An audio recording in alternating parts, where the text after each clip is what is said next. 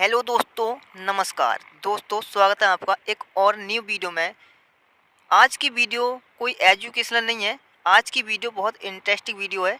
इतना ज़्यादा आपको इंस्पायर करेगी ये वीडियो, इतना मोटिवेशनल आपके लिए। जो छात्र 2025 में पढ़ाई के मैदान में जंग लड़ने को लेकर, आईएएस बनने को लेकर, यूपीएससी को क्लियर करने को लेकर के उतरे हैं, उनके लिए ये वीडियो बहुत ज़्यादा इंस्पायर करने वाली है। तो वीडियो को अंत तक देखना है। ये ऐसी कहानी है जो आपको आईएएस बनाना सिखा देगी। कम से कम उम्र में आईएएस बनना कैसे आसान है, ये आज की वीडियो से आपको पता चलेगा। 22 की उम्र में आईएएस कैसे बने, यहाँ पर मैं आपको स्ट्रेटजी नहीं बताने वाला हूँ कि आपको कैसे क्या करना है। मैं आपको ये बताने वाला हूँ कि 22 साल की उम्र में आईएएस बन सकते हैं। जब ये कर सकते हैं तो आप क्यों नहीं कर सकते। एक ऐसी कहानी दोस्तों यहाँ पर मैं आपको शेयर करने जा रहा हूँ। शायद आपको ये वीडियो दिल को छू जाए तो एक शेयर और एक लाइक ज़रूर कर देना। और आप ठीक है, एक मीडियम सी बात बताता हूँ। एक मिडिल क्लास के छात्र का सपना होता है सबसे पहला यूपीएससी। चाहे तो वो एक प्राइवेट इंस्टीट्यूट में 8,000 रुपये की चौकीदारी कर सकता है, लेकिन जब सर्वप्रथम वो पढ़ाई के रण में कूदता है, ठीक है ना, जब एक नौकरी को लेकर के वो पढ़ाई करने के लिए निकलता है, तो उसका सबसे पहला ड्रीम यही होता है कि मुझको यूपीएससी क्लियर करना है। बात समझ में आ रही कि नहीं। तो एक ऐसी कहानी जो मैं आपके साथ साझा करने वाला हूँ। यहाँ पर आप उम्र देख पा रहे होंगे, ज़्यादा उम्र नहीं दिख पा रही होगी आपको। 22 साल की ही उम्र आपको लमसम लग रही है, और हकीकत बताएं तो ये उम्र भी 22 साल की ही है। और यहाँ पर देखोगे आईएएस अनन्या सिंह की मैं यहाँ पर आपको कहानी शेयर करने जा रहा हूँ। कहते हैं दूरदृष्टि, पक्का इरादा और अनुशासन हो तो मंजिल पाना मुश्किल नहीं होता। इसी कहावत को 22 साल की उम्र में आईएएस बनी अनन्या सिंह ठीक साबित करती हैं। अनन्या सिंह युवाओं के लिए प्रेरणा है, और कुछ लोग ऐसे होते हैं जिन्हें कुछ हासिल करने के लिए सालों मशक्कत करनी पड़ती है, पर कुछ ऐसे भी होते हैं जो पहले ही प्रयास में वह हासिल कर लेते हैं जिसकी वह चाह रखते हैं। प्रेरणा तो किसी की भी हो सकती है, किसी को लेकर के भी दिल में जागृत हो सकती है कि मुझको ये हासिल करना है तो करना है। यूं तो लोग 30 की उम्र में भी आईएएस बनते हैं, लेकिन यहाँ पर 22 साल की उम्र में, और कहने को तो यूं लोग 20 साल की उम्र में ग्रेजुएशन पास करते हैं, और 22 की साल मतलब 22 की उम्र में आईएएस कैसे बन सकता। सोचिए अपने दिमाग से। यहाँ पर और देखोगे आपको, आज हम बताने जा रहे हैं अनन्या सिंह की कहानी, जिन्होंने एक ही बार में संघ लोक सेवा आयोग की, ठीक है, यूपीएससी सिविल सर्विस की परीक्षा पास की और आईएएस अधिकारी बनी। इतनी कम उम्र में आईएएस बनने वाली अनन्या सिंह की चीफ सेक्रेटरी की पोस्ट तक जाएंगी, क्योंकि इनकी उम्र बहुत कम है। बचपन से ही पढ़ाई में होशियार रहीं, ये सबका सिस्टम रहता है। यदि छात्र शुरू से ही पढ़ाई में इंटरेस्ट कर रहा है ना, जो 10+2 की परसेंटेज बता देती है कि छात्र ये कहाँ तक जा सकता है। प्रयागराज इलाहाबाद की रहने वाली अनन्या सिंह शुरू से ही पढ़ाई में होशियार थीं। उन्होंने शुरुआती पढ़ाई प्रयागराज के सेंट मैरी कॉन्वेंट स्कूल से की।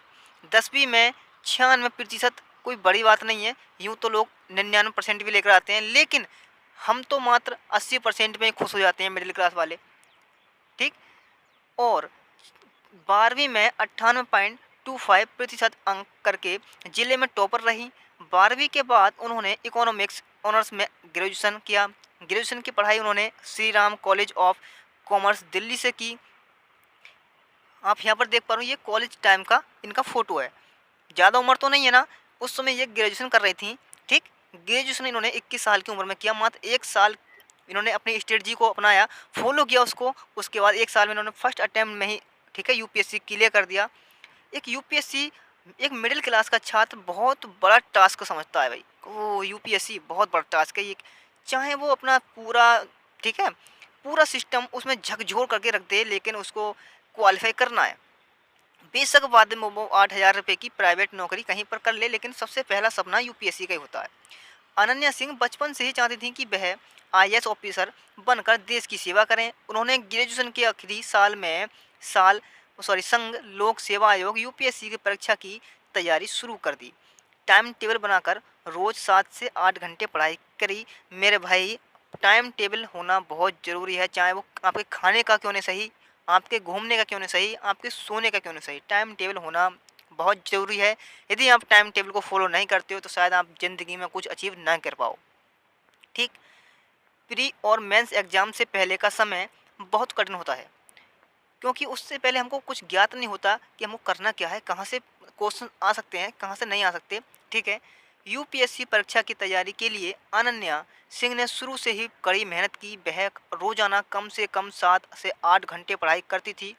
इसमें उन्होंने टाइम मैनेजमेंट का पूरा ध्यान रखा, टाइम टेबल बनाकर पढ़ाई की। जब उन्हें लगा कि बेस मजबूत हो गया है तो उन्होंने स्टडी टाइम थोड़ा कम कर दिया। उन्होंने यूपीएससी परीक्षा की तैयारी के लिए पहले किताबों की लिस्ट बनाई और सिलेबस की। उसके बाद सारा टाइम शेड्यूल बनाया। उसके बाद किस समय पर क्या पढ़ना है, किस समय पर क्या नहीं पढ़ना है, ये सब उन्होंने स्ट्रेटजी अपनाई। आपको भी यही फॉलो करना है, क्योंकि बिना देखो जब आप 10+2 में पढ़ते थे ना, तो जब यदि आप 8 बजे नहीं स्कूल पहुंच रहे हो तब आपके गुरुजी आपको डांटते थे। ठीक है ना, सीधी बात है। कई बार ऐसा होता था कि कॉलेज का गेट बंद हो जाता था तो आपको वापस आना पड़ता था। तो ये टाइम टेबल का ही तो असर है। यदि आप इसको टाइम टेबल बनाकर अपने आप को फॉलो करेंगे तो आप टाइम से कॉलेज पहुंचोगे, ना ही आपको गेट बंद मिलेगा, ना ही आपको गुरुजी डांटेंगे, है ना। तो बस यही प्रक्रिया इन्होंने अपनाई है। ये देखिए यहाँ पर ये फाइनली मेंस निकालने के बाद का फोटो है इनका, जब इन्होंने मेंस निकाल दिया था, वो सॉरी गलत, प्री निकाल दिया था। ठीक है, प्री निकालने के बाद और ये देखो इसके बाद उन्होंने नोट्स बनाए। एक इंटरव्यू में उन्होंने कहा था कि नोट्स बनाने के 2 फायदे होते हैं। एक तो नोट्स लिखने की वजह से उत्तर माइंड में सेट हो जाते हैं और उससे रिवीजन में बहुत आसानी होती है। ये 2 बातें बहुत कॉमन है इनकी। ठीक है, इनको ध्यान से रख लेना। नोट्स बनाने के 2 फायदे, एक तो लिखते साथ ही माइंड में सेट हो जाता है, ठीक है, उत्तर उसका, और रिवीजन करने में आसानी हो जाती है। सिविल सर्विस एग्जाम में ऑल इंडिया में 51वीं रैंक हासिल की। ठीक है, हो सकता है रैंक आपको कहीं कम लग रही हो, कि आप सोच रहे हो कि फर्स्ट रैंक या सेकंड रैंक या थर्ड रैंक आनी चाहिए थी, लेकिन नहीं, ऐसा कुछ नहीं है। रैंक से मतलब नहीं होता है। एक अचीवमेंट देखिए कि एक साल के अंदर इतनी 51वीं रैंक हासिल कर ली, ये मतलब थोड़ी बड़ी बात है क्या। यूँ तो लोग 6-7 साल दिल्ली कोटा में जा कर के, ठीक है, मशक्क़त करते हैं, तब कहीं जाकर उनकी एज 30 के आसपास आ जाती है, तब भी क्वालिफाई नहीं कर पाते। अनन्या सिंह ने पहले प्रयास में ही आईएएस बनने का सपना पूरा किया। उन्होंने सिविल सर्विस एग्जाम केवल 1 साल की तैयारी करके पहली ही बार में क्रैक कर लिया। अनन्या ने साल 2019 में ऑल इंडिया में 51वीं रैंक हासिल की और आईएएस अफसर बन गई। तो ये इनका कुछ आईएएस बनने के बाद का आपको फोटो नज़र आ रहा होगा। ठीक। Meet IAS officer Ananya Singh who cracked UPSC in first attempt without coaching. कितनी बड़ी बात है ये। जो सेल्फ डिपेंड होकर, सेल्फ कोचिंग करके, सेल्फ स्टडी करके एक यूपीएससी क्लियर कर सकता है, तो आप ये सीजीएल हुआ, यूपीपीएससी हुआ, ये क्या है फिर आपके लिए, ये क्या है। अब आप मुझको ये प्रेरणा मत देना कि सर आप इसको क्यों फॉलो नहीं करते। देखो अपना अपना एक रूटीन होता है, रूल्स होता है, ठीक है, अपना अपना इंटरेस्टेड होता है। आप यदि बीए कर रहे हो, यदि आप एग्जाम्स में फेल हो जाओ तो आपको कैसा लगेगा।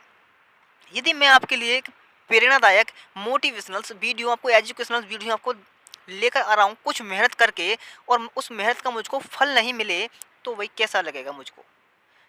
ठीक है, तो यार ये वीडियो अपने ज़्यादा से ज़्यादा दोस्तों के साथ साझा करें, इस वीडियो को लाइक करें। शायद आपको इस वीडियो से थोड़ा सा दिल में जुनून, ठीक है, खून में उबाल पैदा हुआ होगा, तो शायद आप इस अपनी तैयारी में जुट जाइए। मैं ये नहीं कहता कि आप यूपीएससी कर रहे हो, आप कुछ भी कर रहे हो, बेशक आप 10+2 ही कर रहे हो, बात समझ में आ रही है, 10+2 ही कर रहे हो, तो उसमें इतनी कड़ी मेहनत अपने आप को झकझोर कर रख दो कि साले 99% बनकर आए। ठीक है, यूपीएससी मैटर नहीं करता। यूपीएससी मैटर जब करेगा जब आप ग्रेजुएशन में भी, ठीक है, अपना झंडा खड़ा कर दो, शुरू से लास्ट तक आपकी जय जयकार हो पब्लिक सोशल में। तो आज की वीडियो से इतना ही, बाकी आपकी, ठीक है, मर्जी है भाई, जैसा आप चाहो वैसा कर सकते हैं। मेरा काम था आपको इंस्पायर करना, सो मैंने कर दिया। कहानी अच्छी लगी हो तो वीडियो को लाइक करके अपने दोस्तों के साथ ज़रूर साझा कर दें। बाकी इस वीडियो में सिर्फ इतना ही, मिलते हैं आपसे नेक्स्ट वीडियो में, तब तक के लिए जय हिंद, जय भारत।